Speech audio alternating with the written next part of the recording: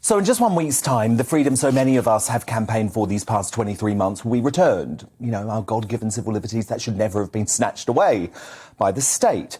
Barring the last-minute arrival of some new scariant, the UK will be free of legal COVID restrictions from next Thursday, under plans due to be announced by Boris Johnson on Monday. I fully support the Prime Minister's decision to set us free. But, folks, this is not over yet. Not even close. We need the Coronavirus Act repealed. The English need to back our brothers and sisters in Scotland and Wales, where scheming Sturgeon and mad dog Drakeford remain power and control mad. And we need to support our allies overseas, in countries like Canada and France and New Zealand, where freedom from COVID tyranny remains a pipe dream. And more fundamentally, there needs to be a change in language within our government about lockdowns, an acknowledgement that all of the pain we were put through wasn't worth it, that lockdowns simply didn't work. As the Johns Hopkins bombshell analysis proved, with a reduction in deaths of just 0.2%. Or the latest research that shows all the pain inflicted on Scots by Sturgeon, mask mandates, tougher social distancing measures, longer lockdowns, made no difference. In fact, Scottish mortality rates have actually been higher than England for the past 6 months. Meanwhile, what about the deaths caused from lockdown?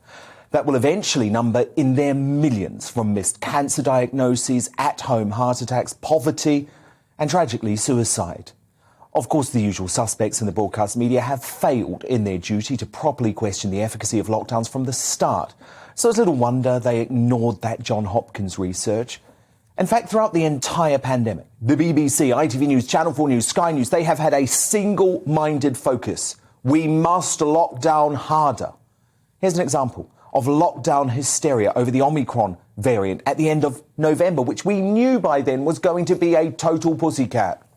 At a previous press conference that you have to go hard and you have to go early. Arguably, you're going early, but not hard. This is falling short of full Plan B with advice to work from home, vaccine passports and so on.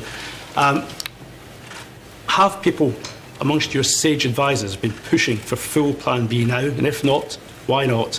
Have you modelled the potential spread of this new variant over the next few weeks and months? What picture does that show?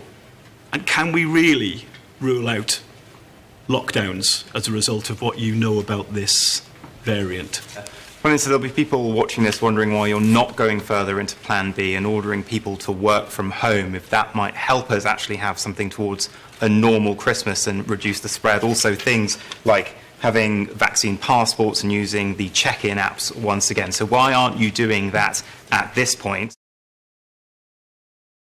It would be hilarious if it wasn't so disturbing that those broadcasters are currently demanding Sage provide rock-solid evidence to justify the lifting of COVID restrictions, when they never asked for scientific evidence for any of the draconian lockdown measures that we've suffered over the past 2 years.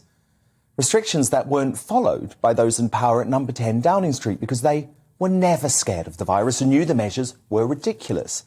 And measures that weren't followed by the most pro-lockdown cheerleaders in the media, the likes of Kay Burley and Beth Rigby at Sky News, because they were never scared of the virus either. And they knew the measures were ridiculous too.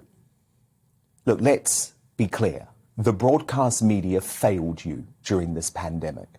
They failed to ask the pertinent questions about lockdown and did all they could to bully the government into following an unproven totalitarian lockdown policy from communist China, the very country that unleashed this virus on the world.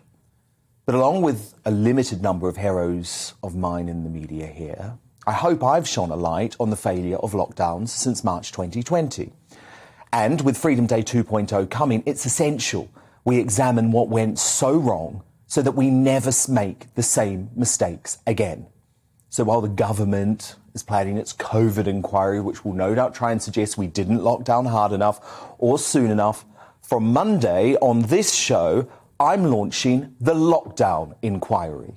We will hear from the world's leading lockdown academics like the Great Barrington Declaration's Jay Bhattacharya and Oxford University's Carl Hennigan. We'll hear from the world's most senior epidemiologists like Sweden's Johan Gatzicki, who hired Anders Tegnell and set his country on a far more effective path by avoiding compulsory lockdowns.